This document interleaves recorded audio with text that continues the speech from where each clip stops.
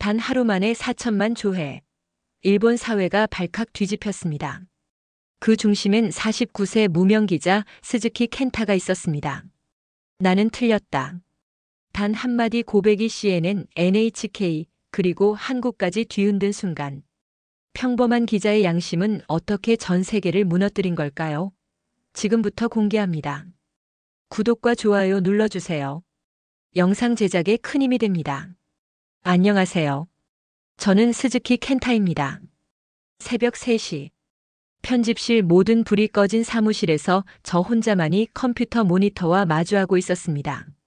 손가락이 마우스 위에서 떨리고 있었어요. 업로드 버튼 하나가 제 인생 전체를 바꿀 수도 있다는 걸 알고 있었거든요. 이제 끝일지도. 하지만 숨길 수는 없다. 버튼을 눌렀습니다. 50분 분량의 영상이 학회 공식 계정에 올라갔어요. 제목은 단순했죠. 한 기자의 고백. 가슴이 쿵쾅거렸습니다. 2시간 후 휴대폰이 미친 듯이 울리기 시작했어요. 댓글이 초당 10개씩 달리고 있었습니다. 일본 기자의 고백이라는 해시태그가 트위터 실시간 검색어 1위를 차지했거든요. 70년간 믿었던 게 거짓이었다니. 이게 진짜 언론이다. 용기 있는 기자에게 박수를. 긍정적인 반응들이 물밀듯 쏟아졌습니다. 제 가슴이 뜨거워졌어요. 오전 9시. CNN 속보가 떴습니다. 일본 기자 반환 기사 조작 시인. 하루 만에 2천만 조회라는 자막이 화면을 가로질렀어요. BBC도 로이터도 동시에 보도하기 시작했습니다. TV 화면을 바라보며 잠시 미소를 지었어요. 혹시 이게 진짜 변화의 시작일 수도 있겠다는 희망이 스맸거든요. 하지만 그 희망은 오래가지 못했습니다. 오후 2시. 국회 회의장에서 한 보수 의원이 탁자를 치며 고함을 질렀어요. 한 기자의 말 때문에 이 나라의 체면이 땅에 떨어졌다. 이게 언론인가 반역인가? 곧이어 후배 기자 야마다에게서 급한 전화가 왔습니다. 켄타 선배 조심하세요. 윗선이 들끓고 있어요. 당장 해명하라는 압력이 빗발치고 있습니다. 희망이 순식간에 불안으로 바뀌었어요.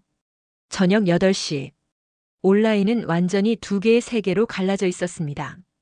뉴스 댓글창에는 눈물 이모티콘이 수만 개씩 달렸지만 동시에 배신자라는 해시태그도 급상승하고 있었거든요. 나라를 욕보인 매국노다. 일본인이면서 일본을 배신하다니. 기자 자격이 없다. 비난의 댓글들도 끝없이 이어졌습니다. 노트북 화면을 닫으며 중얼거렸어요. 진실을 말했을 뿐인데. 세상이 둘로 갈라졌다. 그 순간 깨달았습니다. 제가 던진 작은 돌멩이가 거대한 파도를 만들어냈다는 것을요. 하지만 그 파도가 희망인지 재앙인지는 아직 알 수 없었습니다. 단 하루 만에 조회수 2천만을 돌파한 영상. 국제 뉴스가 된 고백. 양분된 여론. 도대체 어떤 진실이길래 나라 전체가 이렇게 흔들리고 있는 걸까요? 그 이야기를 처음부터 들려드리겠습니다. 그 모든 일은 석 달 전부터 시작됐습니다. 편집국 회의실. 아침 9시 정각이었어요. 편집장 미우라가 단호한 목소리로 말했습니다. 켄타, 이번 기획은 내 커리어 전체가 달려있다. 실패하면 팀에서 나가는 건 물론이고 업계에서 영원히 끝장이야. 차가운 시선들이 저를 향했어요. 광고주들이 원하는 건 명확했습니다. 한국 비판 기획 시리즈. 시청률과 클릭수를 보장하는 확실한 소재였거든요. 마감은 한 달 후다. 실망시키지 마라. 회의가 끝나고 복도를 걸을 때였습니다.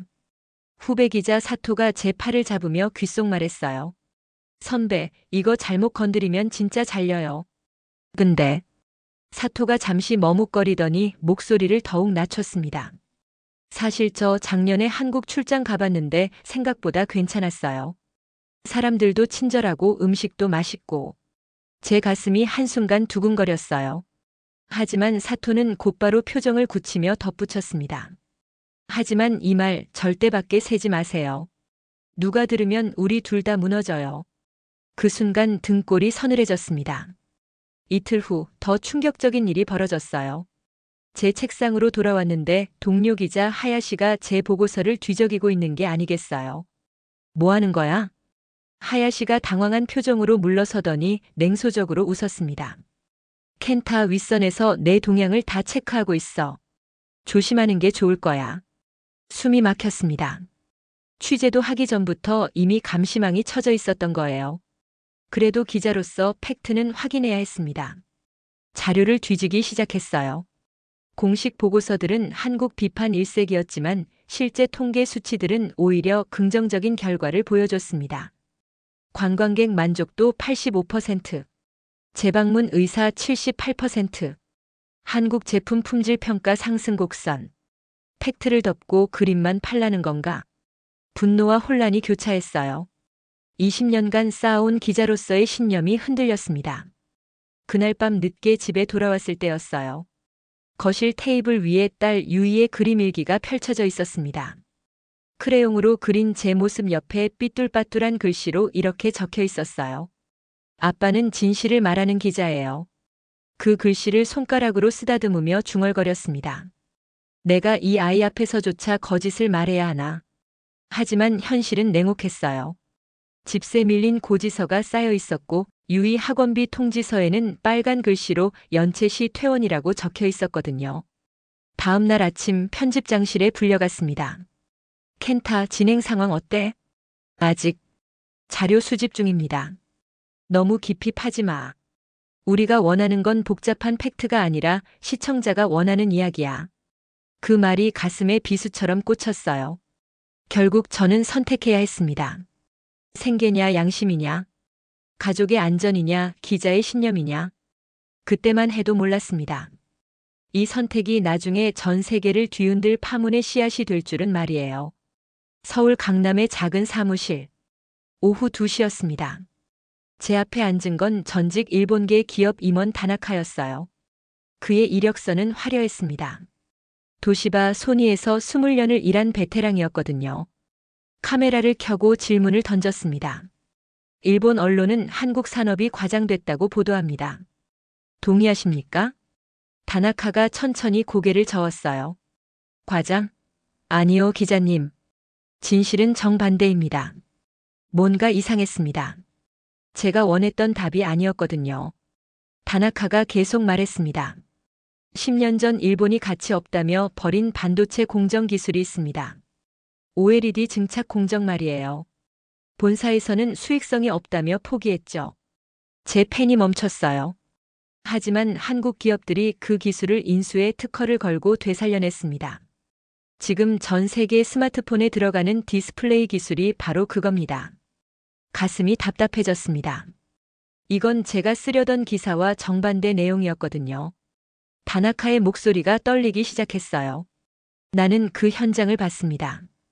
일본 본사는 눈을 감았고 한국 엔지니어들은 밤낮 없이 연구실에서 끝까지 버텼습니다. 그때 다나카가 손수건으로 얼굴을 닦았어요. 눈물이 흘러내리고 있었습니다.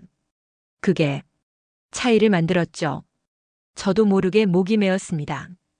이런 증언을 들을 줄 몰랐거든요. 그런데 바로 그때 동석했던 다른 관계자가 갑자기 끼어들었어요. 하지만 한국도 결코 완벽하진 않습니다. 노동 환경 문제, 정치권의 기업 개입. 그런 어두운 그림도 있지 않습니까? 순간 공기가 얼어붙었습니다. 방금까지의 감동적인 분위기가 한순간에 깨졌어요. 다나카도 당황한 표정이었습니다. 물론 완벽한 나라는 없죠. 하지만 그렇다고 해서 성과까지 폄하할 수는. 인터뷰가 끝나고 호텔 방으로 돌아왔어요. 머리가 복잡했습니다. 아내에게 영상통화를 걸었거든요. 어떻게 됐어요? 아내 미키의 얼굴이 화면에 나타났습니다. 모르겠어. 생각했던 것과 완전히 달라. 당신답게 하세요. 유이가 자랑스러워할 아버지로 남으세요. 목소리가 떨렸어요. 난 지금 기자인지 아니면 배신자인지 모르겠어. 미키가 걱정스러운 눈빛으로 저를 바라봤습니다. 진실을 쓰는 게 배신인가요? 전화를 끊고 창밖을 바라봤어요. 서울의 네온 사인들이 반짝이고 있었습니다. 제가 폄하하려던 도시가 이렇게 아름답게 빛나고 있었거든요. 노트북을 열고 오늘의 취재 메모를 정리했습니다. 하지만 손이 떨려서 제대로 타이핑이 되지 않았어요. 편집장이 원하는 기사와 제가 본 진실 사이의 간극이 너무 컸습니다. 다나카의 눈물이 자꾸만 떠올랐어요. 동시에 마지막에 들었던 불편한 진실도 머릿속을 맴돌았고요. 도대체 뭘 써야 하는 거야? 그날 밤 잠들지 못했습니다. 기자로서의 신념과 생계에 대한 압박이 계속 충돌했거든요. 진실은 생각보다 훨씬 복잡했어요. 도쿄 산업기술연구소. 오전 10시였습니다. 밝은 형광등이 켜진 실험실에 기자단 20명이 모여 있었어요. 일본 측에서 기획한 특별 실험이었습니다. 한국 기술의 실체를 공개적으로 검증한다는 명목이었거든요. 사회자가 마이크를 잡고 말했습니다. 오늘 이 자리에서 한국 기술에 과장된 부분을 명확히 밝히겠습니다. 저는 노트북을 켜며 냉정하게 중얼거렸어요. 이제 확실한 증거가 나오겠지. 드디어 편집장이 원하는 결정적 장면을 포착할 수 있을 거라 생각했습니다. 첫 번째 테스트가 시작됐어요. 스마트폰 배터리 내구성 비교였습니다. 일본산과 한국산을 동시에 극한 상황에서 테스트하는 것이었거든요. 일본 연구원 후지와라가 자신 있게 말했습니다. 곧 차이가 확연히 드러날 겁니다. 하지만 결과는 예상과 달랐어요. 일본산 배터리가 먼저 과열되며 멈춰섰습니다. 기자단이 술렁거리기 시작했어요. 뭐지? 이게 맞는 건가? 후지와라가 땀을 닦으며 당황했습니다. 잠깐만요. 다시 해보죠. 아마 기계 오류일 겁니다. 두 번째 테스트는 전력 효율이었어요. 같은 조건에서 얼마나 효율적으로 전력을 사용하는지 측정하는 실험이었습니다. 화면에 수치가 떴어요. 한국산 92%, 일본산 78%. 연구실이 조용해졌습니다. 아무도 말을 하지 않았어요. 그때 일본 연구원 사토가 몰래 실험 장비 뒤로 다가갔습니다. 손이 덜덜 떨리며 전선을 바꿔 끼우려 했어요.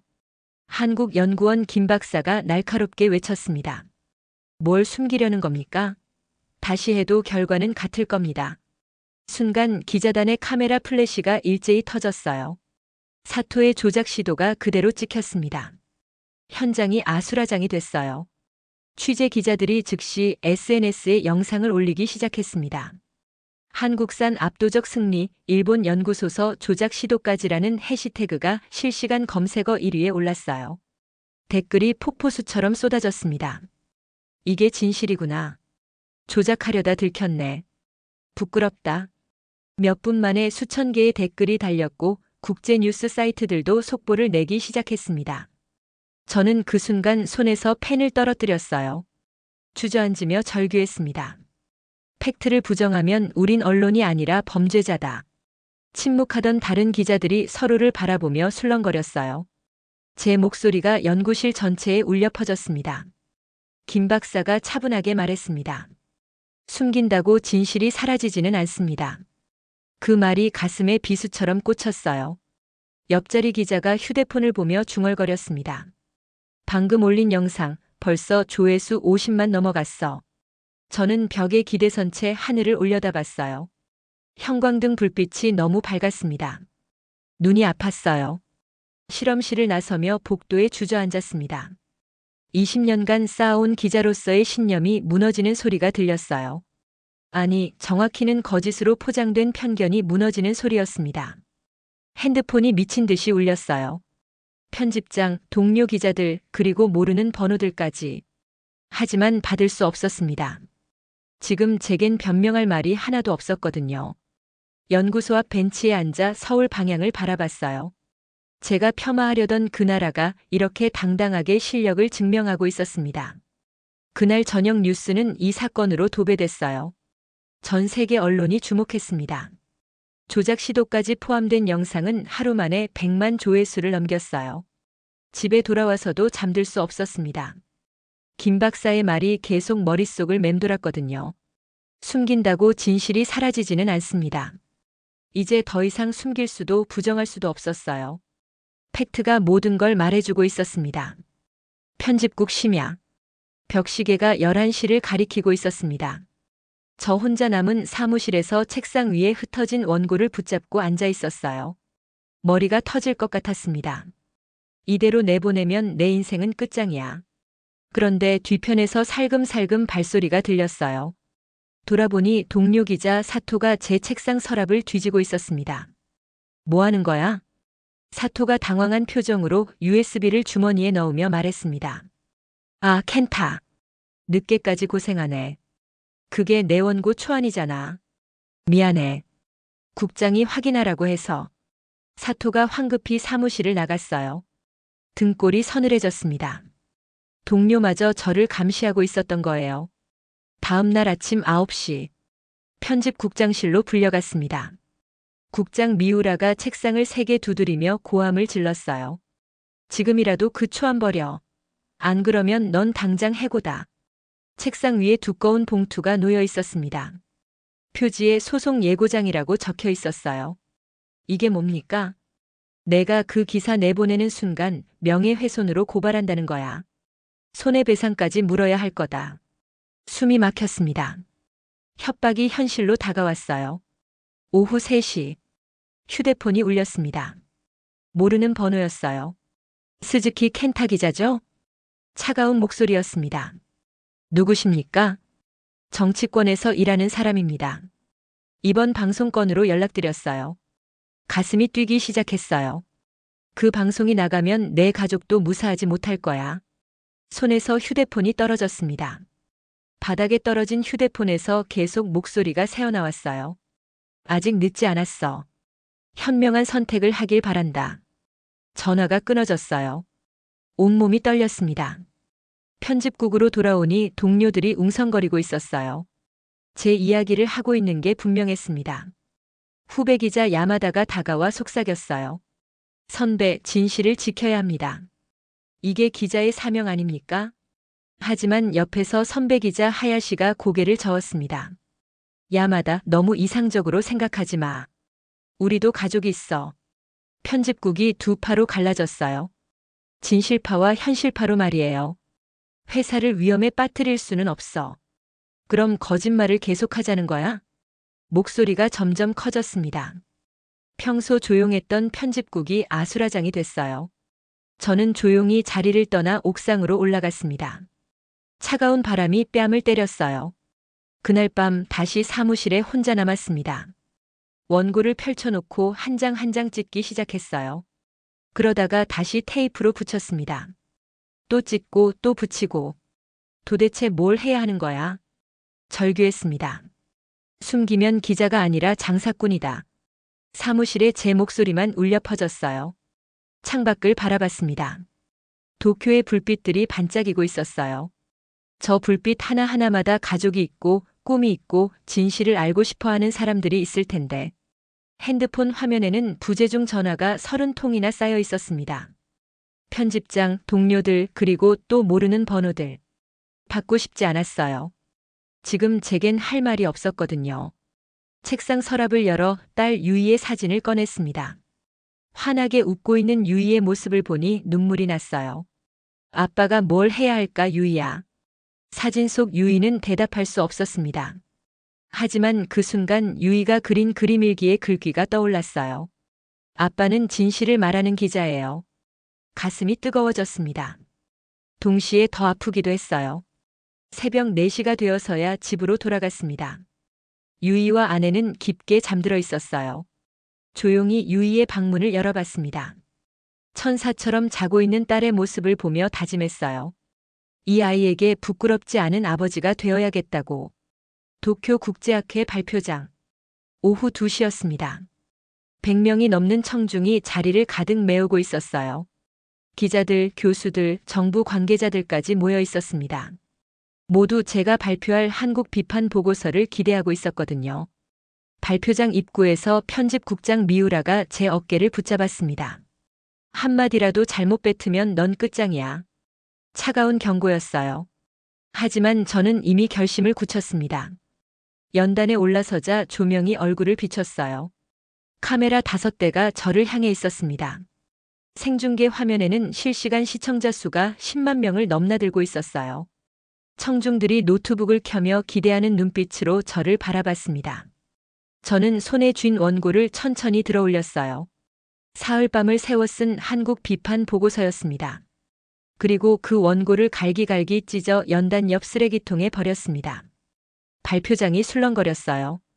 이 원고는 거짓 위에 세워졌습니다. 목소리가 떨렸습니다. 하지만 계속 말했어요. 저는 오늘 여러분께 진실을 고백하러 왔습니다. 카메라를 정면으로 바라봤습니다. 렌즈 너머로 보이지 않는 수많은 시청자들이 있다는 걸 알고 있었어요. 나는 틀렸습니다. 침묵이 흘렀습니다. 편견으로 시작한 취재였지만 현장에서 본 진실은 달랐습니다. 한국을 폄하하려던 제가 오히려 일본의 오만함을 깨달았어요. 생중계 화면 댓글창이 미친 듯이 올라갔습니다. 용기 있다. 진짜 기자네. 배신자 아닌가? 반응이 극명하게 갈렸어요. 발표장에서도 웅성거림이 커졌습니다. 한 교수가 자리에서 벌떡 일어나 외쳤어요. 이게 용기다. 우리는 지금 역사를 보고 있습니다. 하지만 뒷자리에서 다른 목소리가 터져 나왔습니다. 배신자다. 일본의 얼굴에 먹칠을 했어. 발표장이 찬반으로 나뉘어 아수라장이 됐어요. 저는 마이크를 더 가까이 당겼습니다.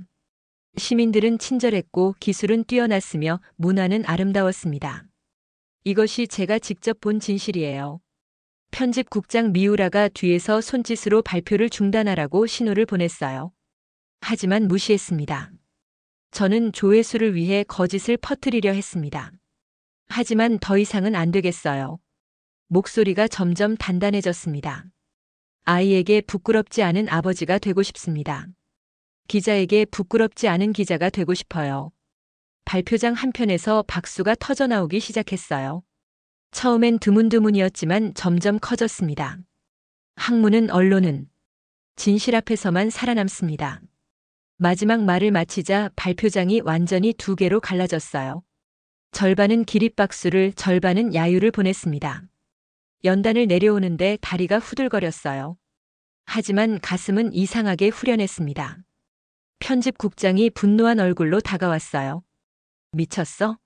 내 커리어는 끝났다. 알고 있습니다. 조용히 대답했어요. 발표장을 나서며 휴대폰을 확인했습니다. 생중계 영상 조회수가 실시간으로 치솟고 있었어요. 100만, 200만, 300만. 댓글도 폭포수처럼 쏟아지고 있었습니다. 눈물 난다. 이게 진정한 언론이다. 일본의 수치다. 찬반 의견이 격렬하게 충돌했어요.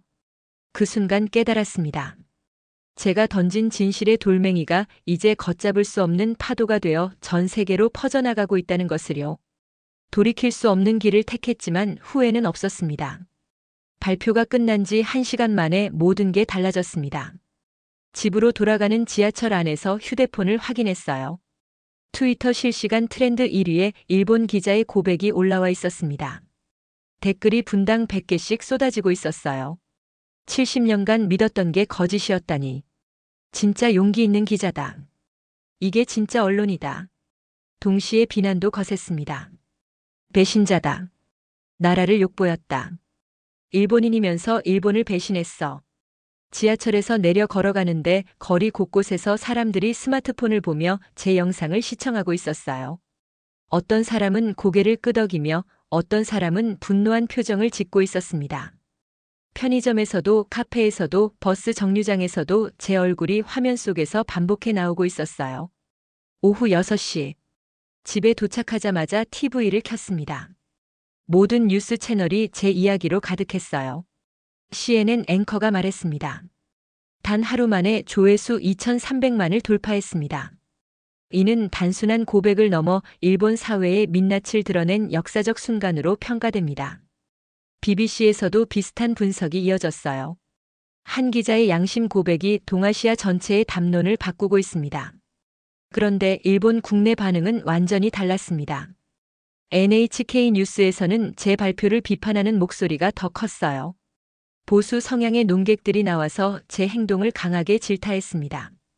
국회 중계방송에서는 한 의원이 연단을 치며 분노를 표출하고 있었습니다.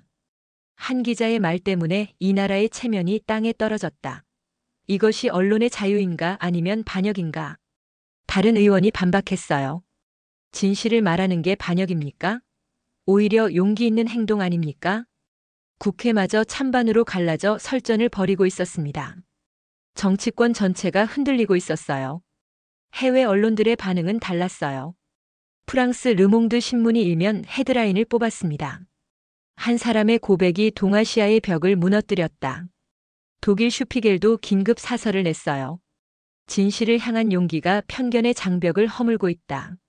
미국 워싱턴 포스트는 더욱 구체적으로 분석했습니다. 이 고백 영상은 단순한 개인적 참회를 넘어 동북아시아 국가 간 인식 변화의 전환점이 될 것으로 보인다. 영국 가디언, 캐나다 글로브 앤 메일, 호주 시드니 모닝 헤럴드까지 동시에 보도하기 시작했어요. 전 세계 언론이 주목하고 있었습니다.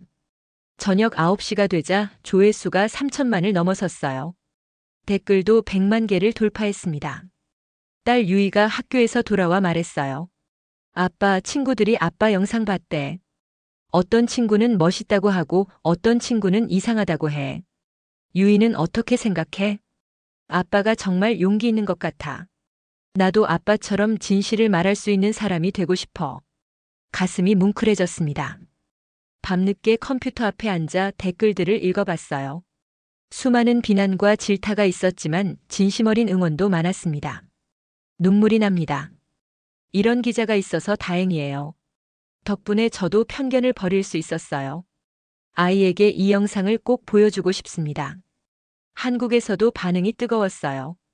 일본에도 이런 분이 계시는군요. 감사합니다. 편견을 깨는 용기에 박수를 보냅니다. 해외 각국에서도 다양한 언어로 댓글이 쏟아졌습니다. 응원과 격려의 메시지들이 끝없이 이어졌어요. 그 순간 눈시울이 붉어졌어요. 그래도 누군가는 진실을 알아줬군. 창밖을 바라보니 도쿄의 불빛들이 여전히 반짝이고 있었습니다. 하지만 어제와는 다른 느낌이었어요. 더 밝고 따뜻해 보였습니다. 휴대폰이 다시 울렸어요. 편집장 미우라였습니다. 켄타, 지금 당장 해명 기자회견을 해. 죄송하지만 할 말이 없습니다. 미쳤어? 회사가 망하려고 하는데. 전화를 끊었어요. 곧이어 아내에게서 전화가 왔습니다. 당신 괜찮아요? 응, 괜찮아. 오히려 마음이 편해. 정말요? 정말이야. 처음으로 떳떳하게 유이를 마주볼 수 있겠어. 아내가 울먹이는 소리가 들렸어요. 고생 많았어요. 당신이 자랑스러워요. 제가 던진 작은 돌멩이가 이제 전 세계를 뒤흔드는 거대한 파도가 되었습니다. 무서웠지만 동시에 희망도 느꼈어요. 진실은 이렇게 퍼져나가는구나. 한 사람에서 시작해서 수천만 명에게 닿는구나. 새벽 1시가 되어서야 컴퓨터를 껐습니다. 조회수는 4천만을 향해 달려가고 있었어요. 전 세계가 깨어나며 영상을 보기 시작했습니다. 그날 밤 처음으로 평온하게 잠들 수 있었습니다. 새벽 5시. 편집국 사무실에 홀로 앉아 있었습니다.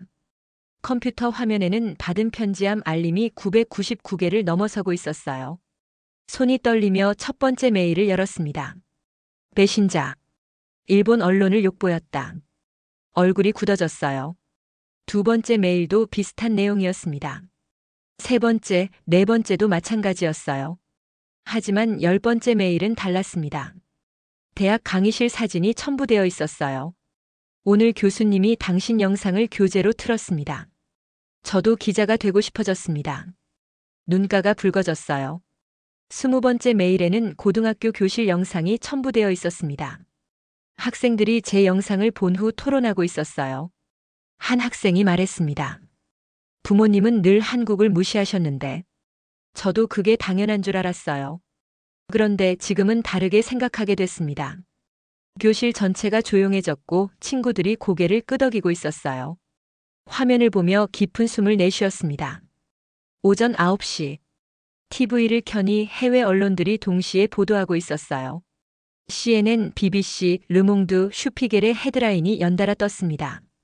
앵커가 말했습니다. 단 하루 만에 조회수 2,500만을 돌파했습니다. 한 기자의 고백이 세계적 논란을 불러왔습니다. 모니터를 응시하며 중얼거렸어요. 내 목소리가 국경을 넘었다고. 독일 공영방송에서는 베를린 대학교의 동아시아학과 교수가 인터뷰하고 있었습니다. 프랑스 TV에서는 소르본 대학 한국학과 학생들이 제 영상을 시청하며 토론하는 모습이 나왔어요. 미국 하버드 대학교에서는 언론학과 교수가 제 사례를 저널리즘 윤리 수업에서 다루고 있었습니다. 오후 2시, 도쿄 시내 서점 앞에서 진행된 거리 인터뷰 영상을 봤어요. 70대 노인이 눈물 맺힌 얼굴로 말하고 있었습니다. 평생 한국을 무시했는데 이제라도 배우고 싶습니다. 저도 눈물을 참을 수 없었어요. 20대 대학생도 인터뷰했습니다. 부모의 편견을 넘어 직접 한국에 가보고 싶어요. 30대 직장 여성은 이렇게 말했어요. 아이에게 이 영상을 꼭 보여주겠어요. 편견 없이 세상을 보는 법을 가르쳐 주고 싶거든요.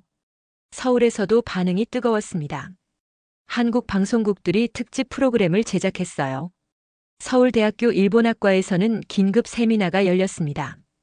한 한국 교수가 말했습니다.